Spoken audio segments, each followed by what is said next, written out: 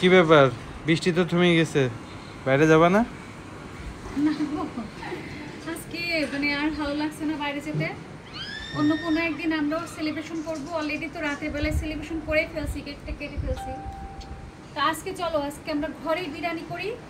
তুমি হবা chief chef, আমি হব মাস্টার শেফ, ঠিক আছে? আচ্ছা ঠিক আছে, চলো যাই।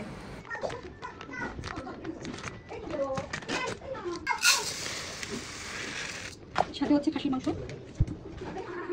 এটা আমাদের হচ্ছে কোরবানির মাংস। চালগুলো একসাথে ভিজিয়ে রাখবো, আর হচ্ছে সব রেডি করে নিয়ে তারপরে মাংসটা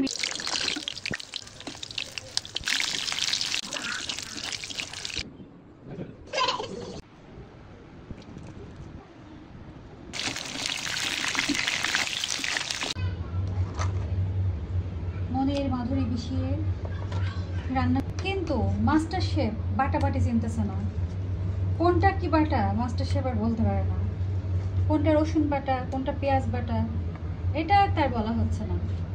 এটা কি বাটা বলো? আদা বাটা। ওকে ওকে, এখানে কি, এটা কি পেস্ট করা বলো? বাদাম। বাদাম পেস্ট, শুধুই বাদাম? বাদাম এবং আর পেঁয়াজ দুই জায়গায়। টক দই দিয়ে দাও, টক দই দিয়ে দাও, টক দই দিয়ে দাও ভালো করে। তারপর মেরিনেট করে রাখতে হবে। হ্যাঁ, লবণ পরিমাণ মতো, স্বাদ মতো। মরিচের গুঁড়ো একটু দিয়ে দিচ্ছি যেন স্বাদ হয়। বেশি হয়ে যাচ্ছে কিন্তু, অল্প দিয়ে দাও। বলো এটা কি? জয়ফল। এটা পেস্ট করো এবার।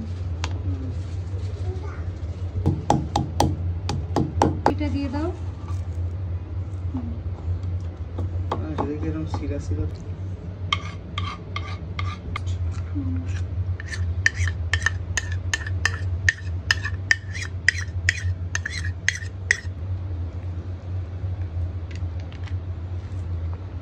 উফ, আজকে তো রান্নাটা একদম জমে ক্ষীর হয়ে যাবে।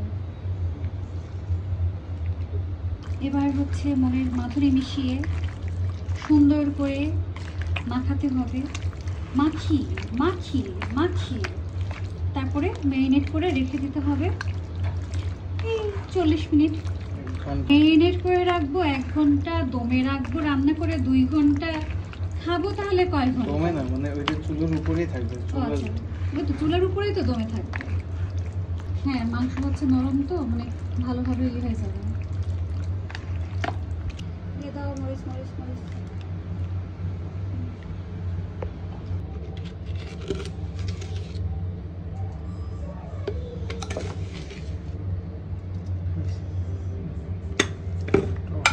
কিন্তু চিনি দেব। এলাচ দিয়ে দিলাম, চিনি দিয়ে দিয়েছি, ডাল দিয়ে দিলাম, পেস্তা তেলটা মেনে করে মাংসতে দিয়ে দিচ্ছি। ভিডিওর সময় আমি গোলমরিচটা দেখাতে পারিনি, কারণ ওটা হচ্ছে টক দইয়ের সাথে দেওয়া হয়ে গেছে। না তো মনে হয় বাদাম পেস্ট করার সময়, হ্যাঁ তখন দিয়ে দিচ্ছি।